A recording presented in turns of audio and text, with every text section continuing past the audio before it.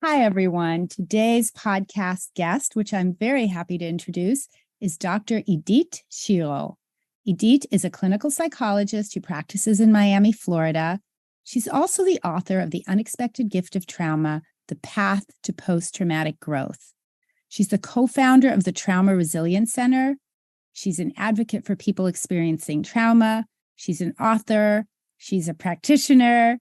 She's a person who's appeared on television. She's also one of the founders of the World Happiness Fest. She's gone to many of their conferences. I've only gone to one. My first one was this March, and I was very lucky. It was in Miami, a city that I consider to be a source of a lot of happiness. And I had the good fortune of being one of the many people who were in a crowded room listening to her speak at that conference. And when I heard her speak, I was so moved that I knew I had to nab her for this podcast. And I'm very grateful that she said yes and that she's here with us today. Before I start with questions, I just want to say a little bit about the book. It offers a 5-stage framework for understanding post-traumatic growth that I find really helpful. And it's also filled with research, tools, and personal stories from her clients. Obviously, the names have been changed to protect identity, but they're really inspirational to hear and really helped me to understand the concept of post-traumatic growth. You might be wondering, why is a person who's an expert on trauma on your happiness podcast? It's because this concept of post-traumatic growth is actually a source of a lot of happiness. And in fact, I cover it in the classes I teach on the psychology of becoming happier and the science of well-being. So it's relevant to me. It's relevant to my students. I hope you find it relevant to your own happiness. And without further ado, I'll start asking some questions. I'm going to start with, what advice do you have for people dealing with trauma, since trauma is your area of expertise? Michal, thank you so much for that long, and beautiful introduction. And also, the other thing is that I was so grateful to meet you at the World Happiness Fest, which is an organization, a foundation that I'm part of, and I'm a board member, and yes, we organize every year a beautiful gathering of souls and of minds, which is the World Happiness Fest. And every year we do it at a different part of the world. And this year we were so lucky to have it in Miami and to have you come and join us. And that's, the question that you ask, before I answer the question that you just asked about the advice to people dealing with trauma, I think you asked a really important question, which is, what are we doing talking about trauma in the context of happiness? Yes. Yeah, that's great. That's a better question. And how is it possible that here I am, a trauma expert and a post-traumatic growth expert in the course of happiness that you're teaching, right? Yeah. And why am I organizing happiness fests every year and organizing, trips to different parts of the world related to happiness and all about that? So the answer is that there's no happiness without trauma in some ways. And out of the most traumatic and difficult experiences come the most happy, joyful, meaningful, and connected experiences in life. And it sounds like a contradiction, like the same way that the topic of my book sounds like a contradiction, because people ask me, how come you can say the unexpected gift of trauma in my book? Like, how can you put gift and trauma in the same sentence? In the same way that we can put happy and trauma in the same sentence, which is, it's very intimately connected. It's really the things that I hear from people over and over and over that have gone through very difficult, challenging situations in life. And they are so grateful and so deeply moved and so deeply transformed that what comes out of those experiences is happiness. And happiness in the way that you and I'm sure, Michelle, you teach happiness, which is an all-around well-being, that it's related to how you live life, how you relate to others, how you have a life purpose, how you have meaningful connections and meaningful experiences. So that's what we're talking about, happiness. And when we're talking about growth, that's when we talk about. So what's the advice that I have for people dealing with trauma? It's open up and give space Mm-hmm. to that trauma to speak to you and say, okay, what is this about? Like to take a pause in your life or in the moment and say, okay, what is it that it's really happening with me? And have a sense of like radical acceptance and say, I am completely in acceptance that I'm traumatized, or that I'm very traumatized with this situation in particular, or I'm having this and that and the other reaction to what's happening to me. And an example is during the pandemic. A lot of people were very affected during the pandemic, during the COVID, during all, the situations that we went through, the losses, the inability to go out. And when you are, and we're paralyzed by that, but when the moment that the person was like, okay, I am completely accepting that I am traumatized or affected by what's happening to me right now, that's when you can begin to deal with it, heal it, or really, use it in a way that it's going to help you later on. That makes a lot of sense. I actually don't have this as one of my planned questions, but do you think that self-compassion plays a big role in dealing with trauma for PTG? Absolutely. Compassion, not only self-compassion, but also compassion for others. Yes. But the thing is that when we use words like compassion and forgiveness and all of that at the very beginning of our traumatic experience, without really processing it or dealing with it or understanding it or acknowledging it, then it's too early to be talking about compassion or forgiveness.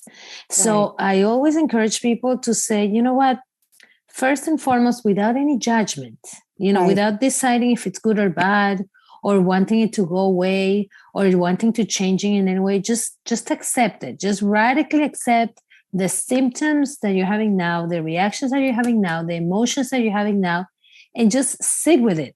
Sit with it to see what happens, because the more you avoid it, the more you run away from it, the more you defend against it, the worse it's going to get. Yeah, that makes sense. Yeah, that denying it ends up showing up in parts of your body in terms of physical symptoms. So that makes a lot of sense. Absolutely. Yeah, great. So what can people do to increase the chance, and to some extent, maybe you've already answered this, that when they're going through trauma, that there will be some growth, some post-traumatic growth, some silver lining or gift that comes at the end of the difficult traumatic experience? Yeah, but the way I say it also in my book, and how I've been working in the last 25 years with this, is that it doesn't really just happen by chance, or it doesn't just happen from one day to the next. It's really a process, and it requires hard work, and it requires you to be present with it and to say, this is something that I want to work on, and this is something that I'm willing to go through. Like the only way out is through. And the way I'm talking about post-traumatic growth, Michelle, is like the way that I think the way we talk about happiness and well-being as well. It's like, it takes time. I mean, we cannot just declare that we're happy or pretend that we're happy, or, or say, oh, okay, I'm going to be, I have all around well-being. Okay, but how do you do this every day of your life? How do you increase the chance to have this growth happen, or more consciousness happen, or more happiness happen? Is by going through the stages. And in my book, I offer the 5 stages to post-traumatic growth, which is really, I think, are universal stages. And I provide the language to go through it. And it's not something that I made up for myself. This is something that I've seen for 25 years. And also it's, it doesn't really, it's not reduced to like one way of thinking. It's like a way of describing. These 5 stages are really a pathway to describe what happens to people that achieve post-traumatic growth. So people that achieve post-traumatic growth look like this. And people that go through this growth and this silver lining, like you said, or this breakthrough or this transformation look like this. So what do you do to increase the chances? You go through the process, and you take those 5 steps, and you walk those 5 steps, and you start with that radical acceptance that I was talking about. Great. So tell us about the next 5 steps, since I think that was a teaser. What are the 5 steps? What are the 5 steps? I did radical acceptance, so I know step number 1. Yes. So you have to this sucks, but I accept it. It just is. And I can't make it go away just by wishing it so. Yeah. That's exactly right.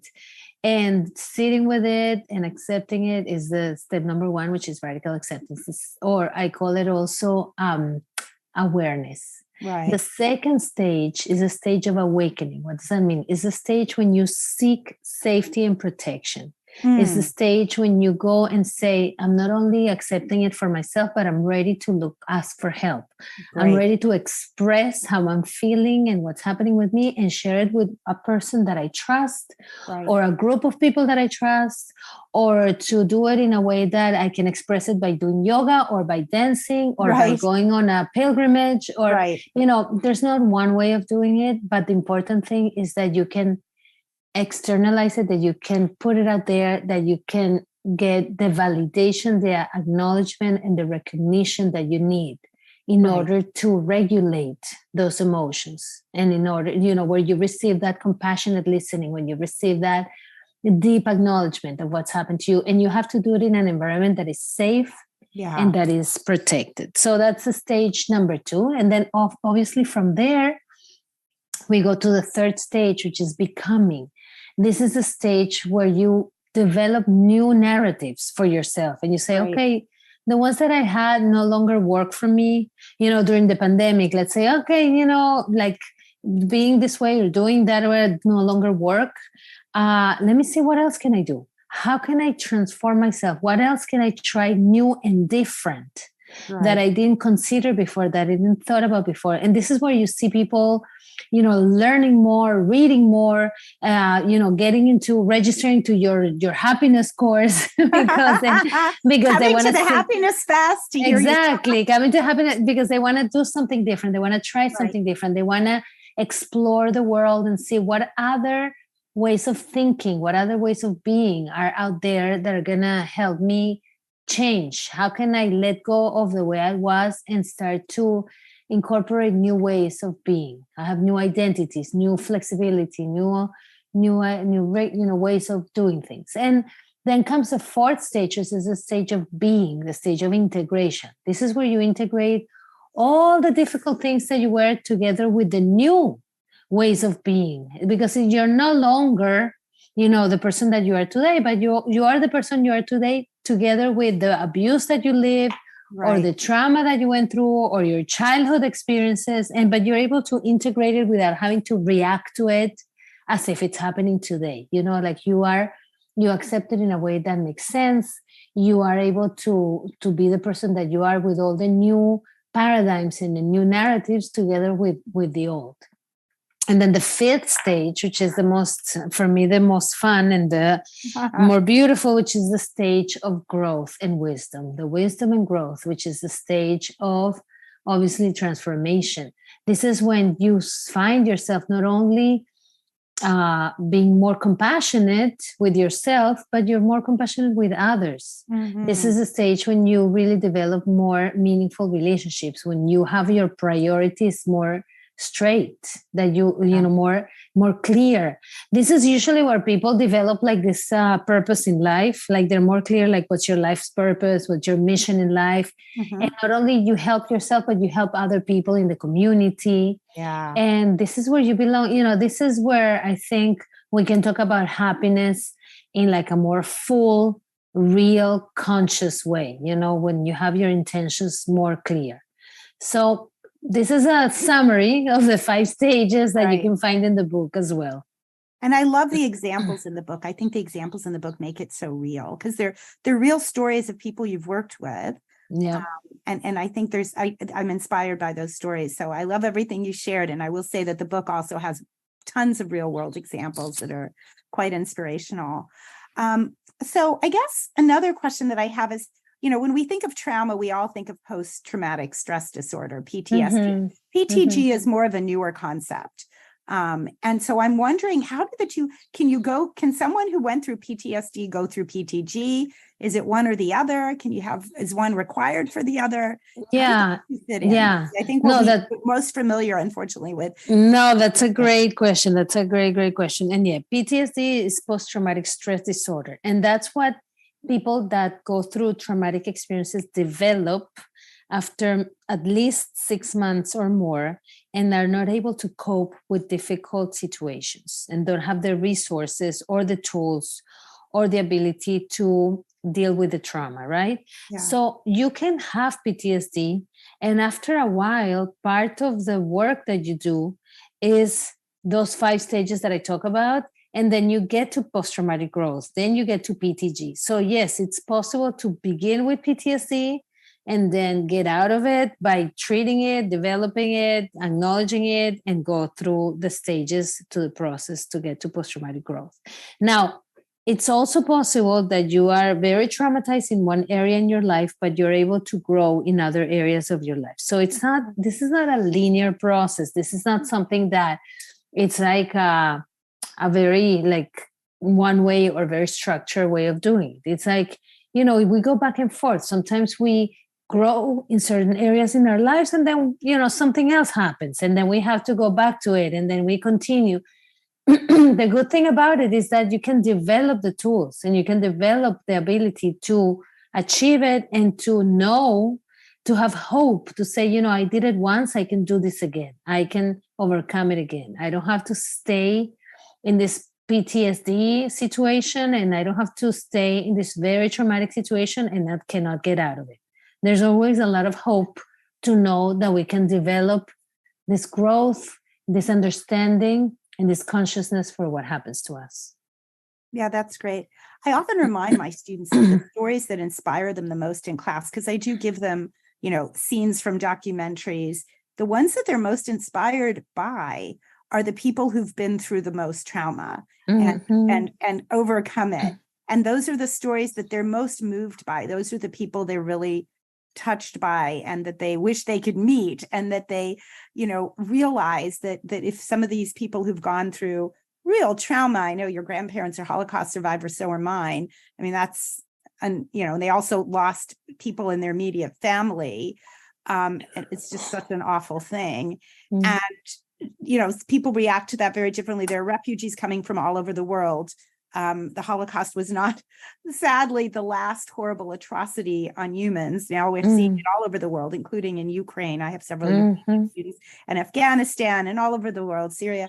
But I think it's good for people to realize that some of the most strongest, most impactful, most amazing people in the world are also survivors of really serious trauma, and therefore this idea. Students will often think, well, I'm so traumatized from what happened to me that I'm broken. And I'm like, no, actually, you could feel partially broken, and you might even be broken in some ways now, but this could actually make you more strong and powerful, because if you've survived this, then you have more to offer than if you hadn't been through it. Not that it's good to be traumatized, but I think that what you're saying is actually fits in with what I tell them. Like, think of the people you're most inspired by. They weren't born with a silver spoon. No one wants to see the movie where at the beginning everything's wonderful and then more wonderful things happen, and at the end it's all wonderful. They want some challenges in their stories. And I think the challenges in our life, even the ones that are traumatic, can make us bigger, stronger, and more able to contribute to the world, I think. Yeah, for sure. Yeah, that's great. So last question about PTG is, how does resilience fit in with PTG? I love that question. Thank you so much for asking that. I don't know if you read that part in the book. I did. I just want the people listening who haven't read the book to hear a bit about it. That's that's why I'm happy that you're asking, because resilience is a word that is very much in fashion. Everybody uses it. Right. And I, including me, I love it. I love talking about resilience. I love knowing that there's resilient people in the world, that, thinks that it gives a lot of credit and hope to say, okay, people can go through difficulties, but they're resilient. They can bounce back. They can deal with bad situations. This is the thing. Resilience is really good for people to overcome problems and difficulties, and it brings you back to where you were pretty much, which is wonderful.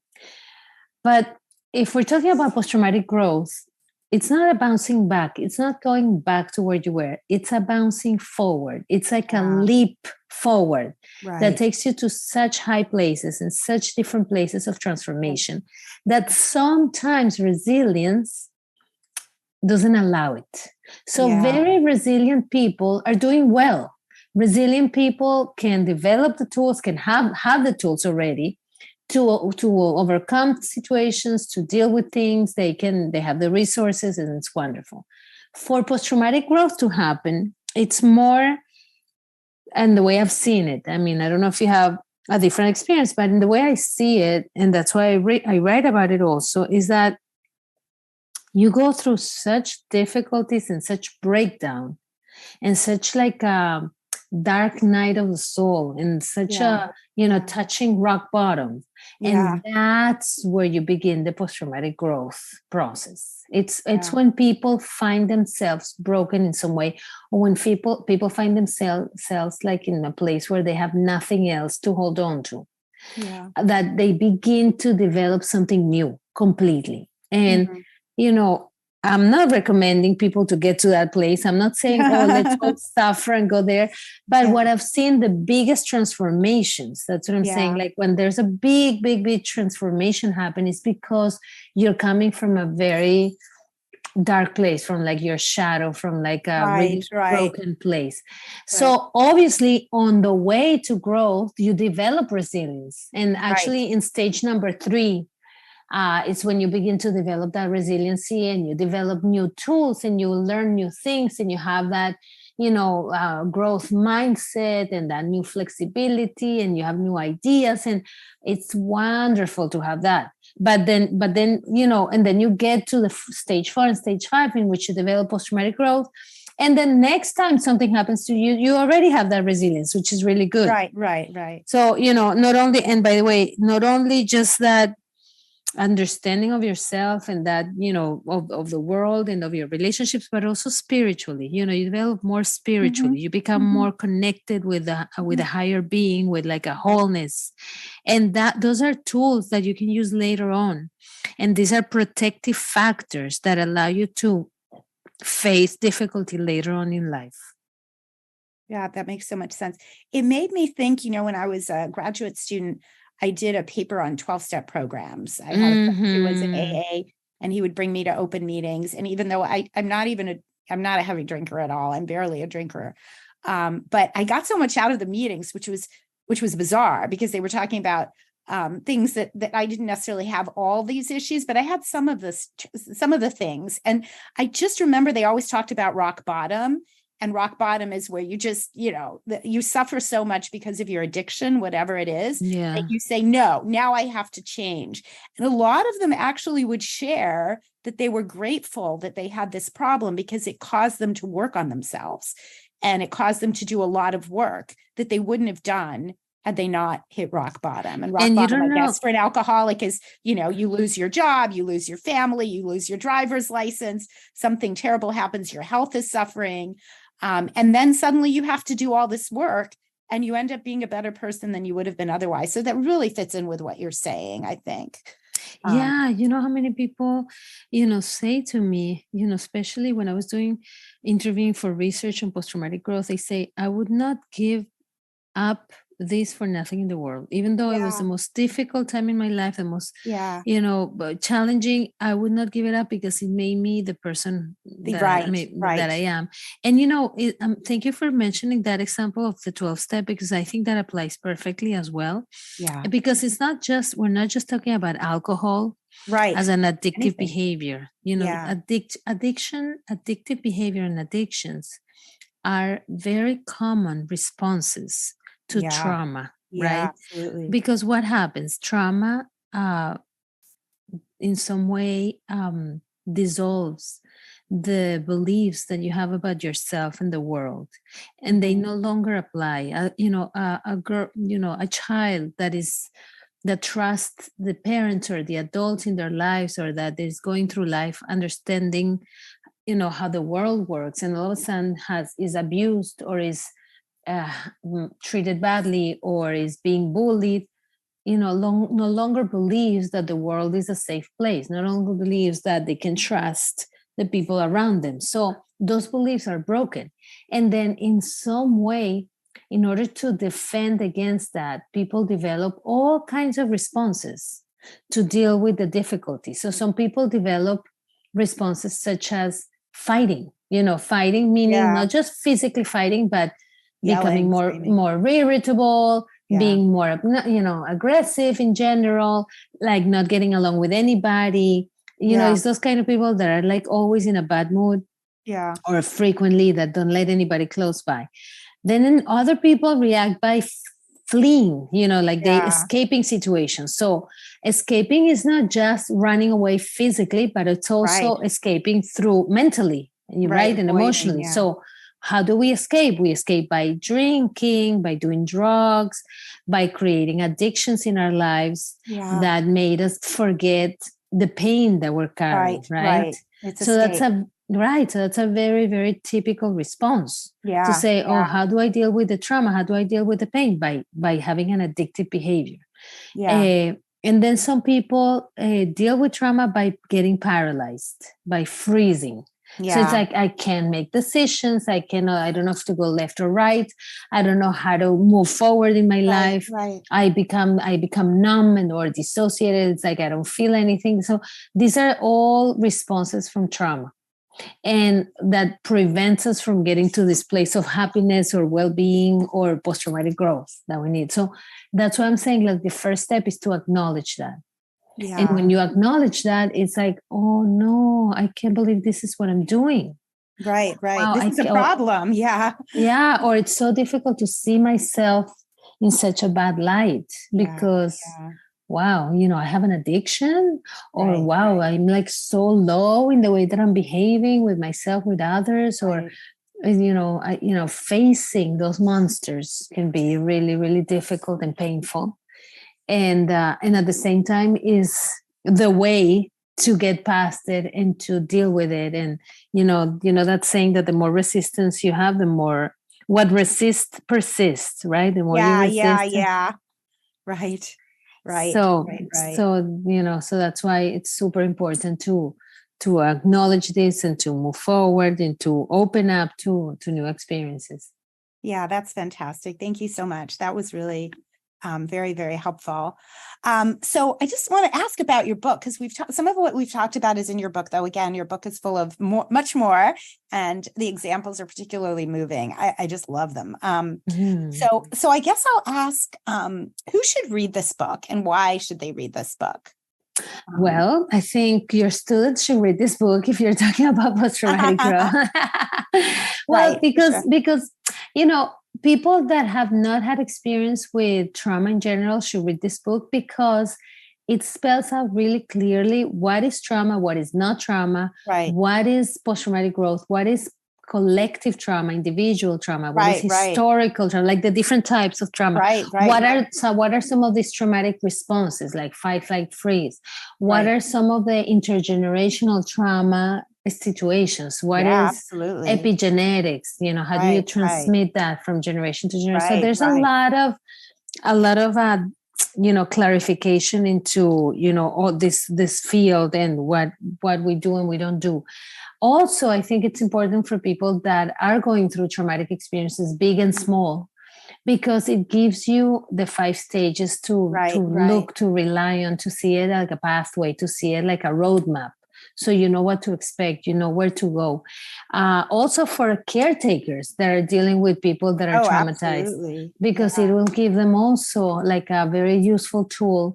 And I think, one of the things about this book is that it gives a lot of hope, because it says, think that's true, yeah. Right. It says, no, you don't, yes, you can go through difficult situations, but there's a way out and there's ways of dealing with it. And not only there's a way out, but you're going to get better you're going to get better than who you were before. You're going to change in ways that you can't even imagine that you're changing.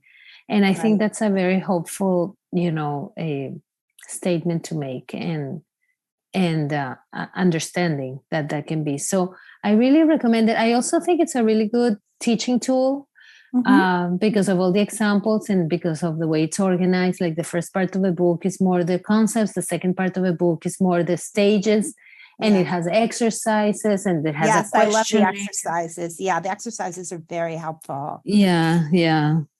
Yeah, that's great. Yeah, no, I think the book is really important for all the reasons you said as well. And having read exactly half, I'm really in the middle. I'm going to read the rest of it. I just haven't finished it yet.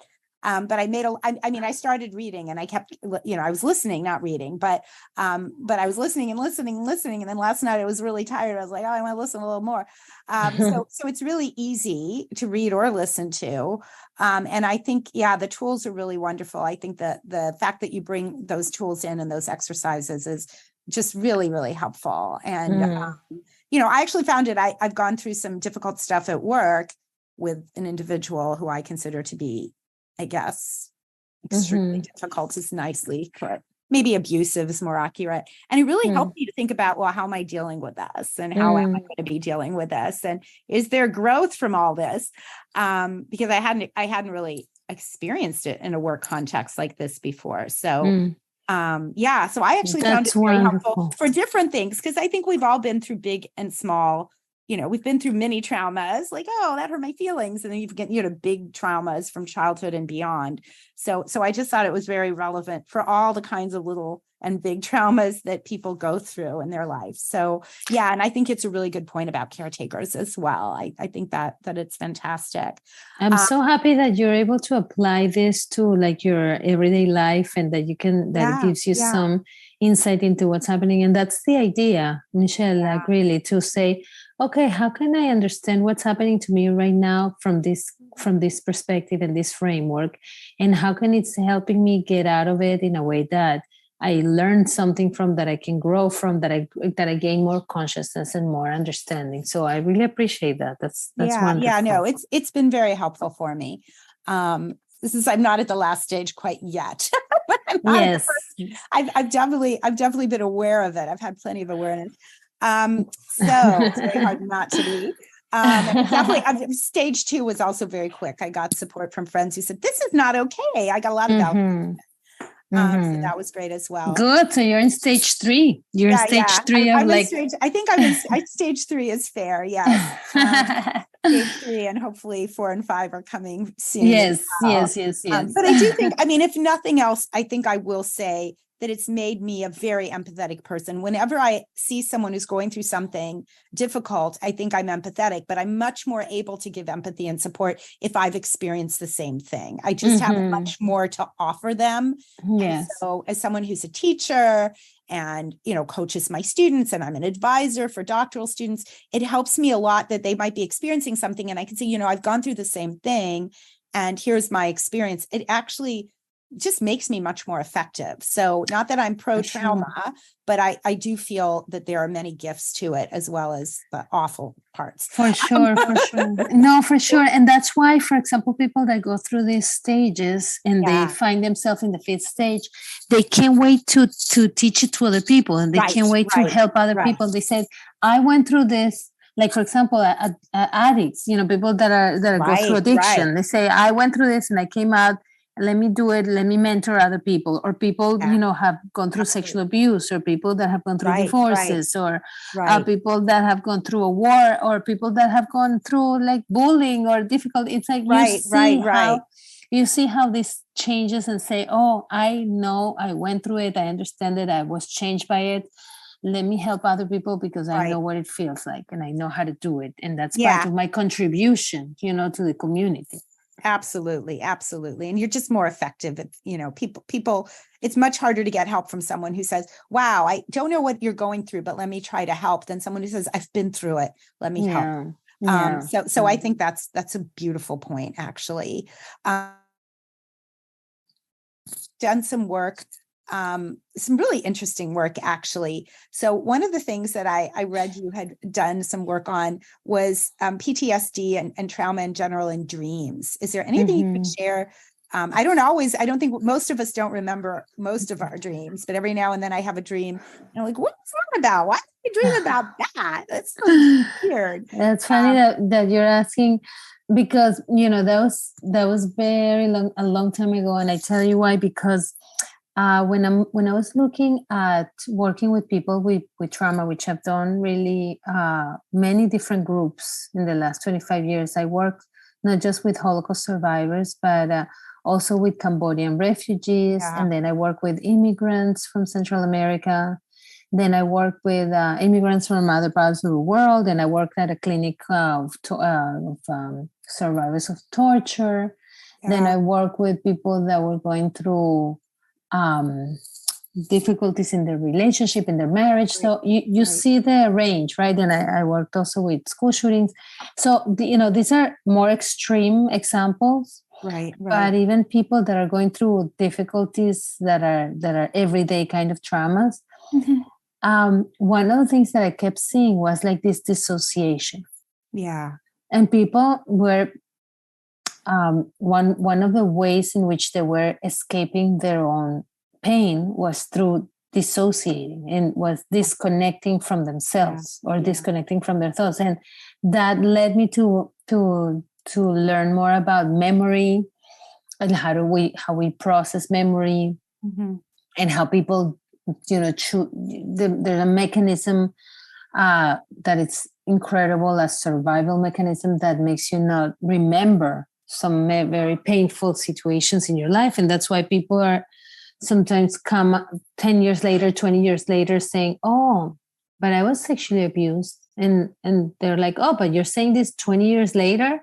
Yeah. And yes, that's when I remember it. That's that's when my body is able to reconnect with those memories. Right. And sometimes it comes in the form of dreams. Sometimes dreaming, because it's an access to the unconscious. Right. Allows us to look at things and connect with things that we don't have access in the everyday life. Yeah. And, there's so many theories about dreams, like why we need to dream and what's the function and the role of dreaming for our survival as a human species, Right. And we have so many different responses to that, from like Freud saying that we need to dream because we repeat whatever happens in the day that was not resolved. Right. And it's called compulsion repetition. Right. And we keep repeating it and repeating and repeating in order to resolve it. Because whatever we didn't resolve during the day, we keep dealing with it when we're dreaming. And I don't know that it ever happened to you, that you have like a math problem or a difficulty during the day, and then you go to sleep and you dream about it, and the next day you sort of have the solution. Yeah, I don't know if have had that. Not often enough. Very rarely. I think once or twice I do remember that I had something, and then when I woke up in the morning, I was like, oh, this is obvious. And it seemed to be connected to something I dreamt about. Yeah. So that, and there's a technique that there's like a whole approach, that it's a therapeutic approach in which you set an intention before you go to sleep. And what's the problem that you want to resolve, or what's the difficulty that you want to deal with. And through the dreaming, of course, it's like training about it, and you have to have, like a notebook next to you. There's all kinds of things that you need to do. But dreams are extremely powerful. And I don't think we even know exactly, how it works or how we do it. There's a lot of the science that goes behind it, relating to dreams, but it's being used in a few different approaches to healing. Right. Into dealing with difficulty. And that's, and yes. So I'm going to leave it at that, because that's not, I haven't followed the latest developments in it, but I can tell you it's very powerful. Yeah, it is powerful. And I do, sometimes I remember my dreams when I first wake up, and then I forget them. And I remember the dream was very powerful, but if you ask me the next day, what did you dream? I no longer remember it. And I think I do want to start writing it down so that I have an opportunity, because when I get up in the morning, I'm like, I've got to go here and I've got to do there and I've got a call and I've got a meeting, to just sort of at some point take time to reflect on, why do I keep dreaming that? I have all these dreams like where I'm with my family of origin, and I'm like 12, and I'm quite a bit older than 12 now. And parents are young, and my brother's little, and he's now a law professor and a father. He's not this little boy anymore. It's just very odd. And I want to have time to sort of reflect, like, why does that happen? It doesn't happen every night. It happens like once a month. I wake up and it's never bad. It's just we're together and I'm young again. I'm like 14 or something, or 10. It's just bizarre. And it's never traumatic. It's just, why do I keep dreaming about this? So yeah, that's I always call my family after that. How are you doing? I call them pretty often anyway, but it does make me feel connected. I would take time to really look into that and even expand those memories of like what else happened when you were 12 and all that, because even if it's not traumatic, it's like it's coming up in ways that might be very meaningful for you to shift something or to pay attention to what. And that leads me to also talk about psychedelics a little bit. Great. That was one of my questions. Because hot topic.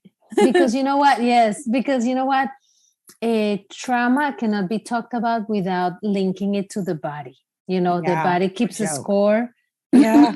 And also, I'm sure when you talk about happiness and you talk about well-being, you cannot talk just about what we think and what we feel. We need to talk about how it's expressed in our bodies, right? Absolutely. And how our bodies are totally connected. We're all one, right? It's all interconnected. There's no such separation between our minds and our bodies.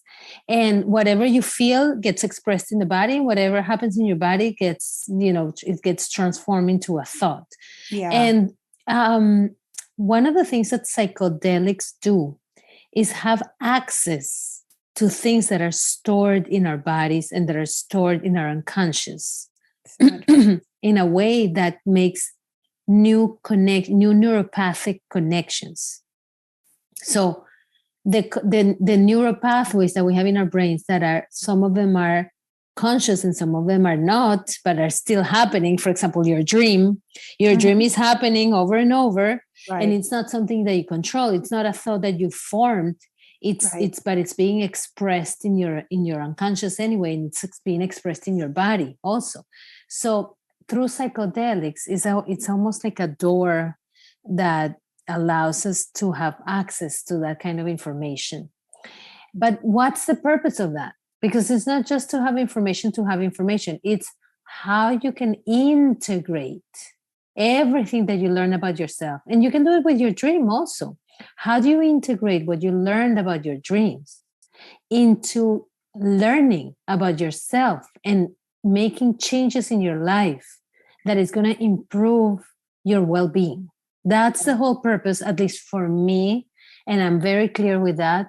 When I talk psychedelics, I talk about the set and the setting, and I talk about the integration that happens, and I talk about the intention in how we use dreams, or how we use psychedelics, or how we use anything that we use with an intention of healing, and with an intention of growth, and with an intention to have more insights into who we are and how we can do better for ourselves and for our relationships. So for me, that's super, super important to have that clear, and to also convey that to people in general, to say, I'm all for it. It's a very powerful tool, and let's use it with a lot of wisdom and a lot of integrity, so we can have that healing that we want.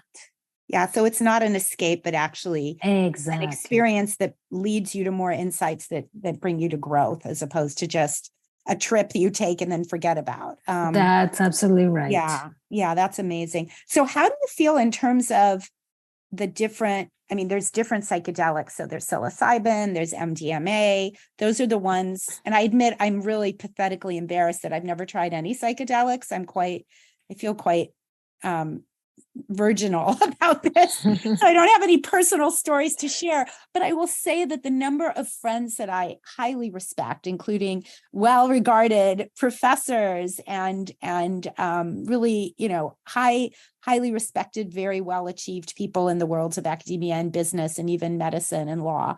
I have met quite a few of them who've had amazing experiences, especially with MDMA and psilocybin. But I'm wondering if you have sort of your favorite psychedelic, or if you feel like some of them are good for this and some of them are good for that, and if there's one that you think is especially beneficial for dealing with trauma.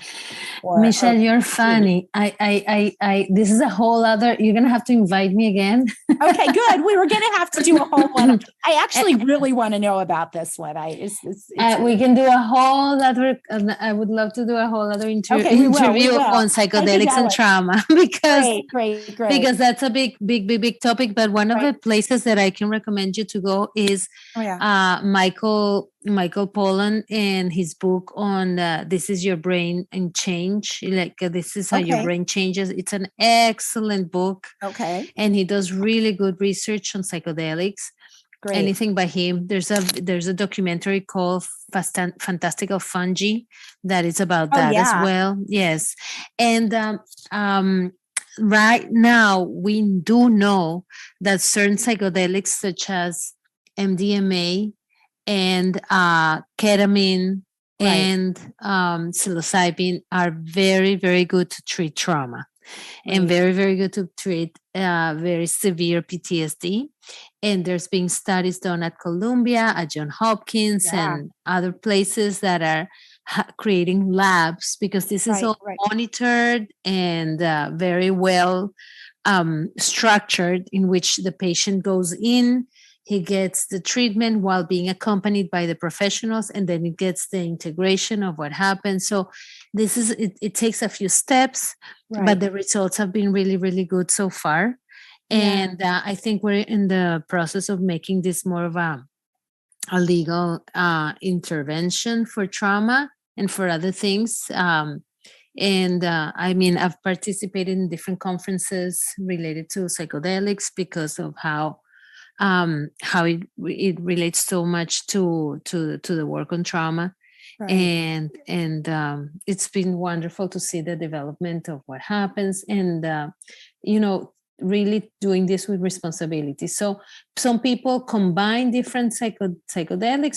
Some people do it just one at a time. Some people do more herbal, medicine, plant medicine, like ayahuasca or San Pedro or mescaline. Some other people do it synthetically. Some people, so it depends. There are different kinds, different ways of doing it, different purposes. And that's a whole other conversation. So maybe we'll do a take 2 on that, because it's so interesting, because years ago, this was just not something you heard from mainstream scholars or psychiatrists. It was very out there, and people judged it, I think, quite harshly. And now there's just been this huge, I think in the last few years in particular, this huge recent data-driven, science-driven movement to say, hey, this is very powerful. We need to look at this, and we need to be open to applying this, because it can do so much good. And I think the labeling historically we've had on prescription drugs are good, and all these other, psychedelics are bad. But we've already seen the disaster that has come from prescription painkillers, with people, becoming addicted and dying and overdosing on large scale. And yet, meanwhile, we've seen all this research pointing to the benefits of psychedelics. So even though I can't say I've had my own personal experience at this point, I'm open to it for sure. I just think it's interesting, and hopefully there will be a shift, because it's crazy that we have bad drug, good drug. And it turns out some of the drugs we labeled as bad can do a lot of good. And some of the drugs we labeled as good ended up doing a whole lot of bad. That's so true. That's so true. Yeah, and that's true, I think, with everything that we have. A knife can be used to kill people, and it can be used to create the most delicious cakes. Right. And cut the most, cook in the most delicious way. So it's the intention that we put, and the consciousness that we have in how we use the tools that we have. So I'm super appreciative of you taking the time and the space to be asking about these questions and to talk about these topics, because especially being in an academic environment, Michelle, and like having access to, to students that are willing to learn and open. I mean, this is so important. And being a teacher, I think, is one of the most important roles that we have in society. And I'm always grateful to teachers for really doing the work that they do, and they're not recognized enough.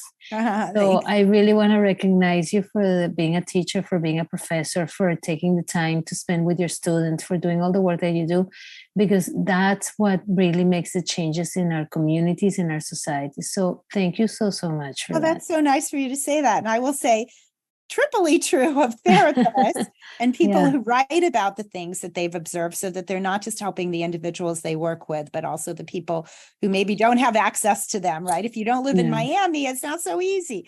So, right. Or maybe your insurance doesn't cover this particular therapist, but she has all this knowledge to share in your case. And then I think writing a book, I know I haven't done it yet, but from all my friends who've written books, it's a lot of work. It's a lot. It is very hard. But it's like having a baby. Yeah. But then you have this thing that you can share to people all over the world, even people who maybe don't have access to therapy, who don't have the budget or the resources or the insurance coverage.